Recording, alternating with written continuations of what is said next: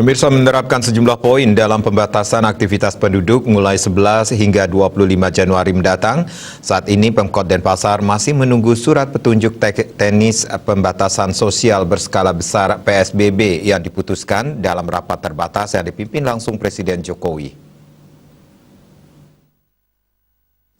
Pemkot Denpasar mengaku sudah menerapkan sejumlah poin dalam pembatasan aktivitas masyarakat yang akan diterapkan mulai 11 Januari hingga 25 Januari mendatang. Di antaranya pemberlakuan bekerja dari rumah, pembelajaran daring, dan penutupan fasilitas masyarakat.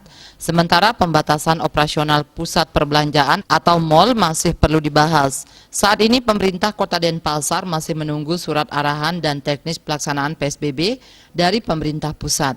Nah, terkait dengan pembatasan mal sampai pukul 19, tentu kami akan segera menyikapi dan tentu akan melakukan rapat koordinasi dengan Satgas dan pemangku kepentingan yang ada dan sambil menunggu nanti petunjuk dari pusat.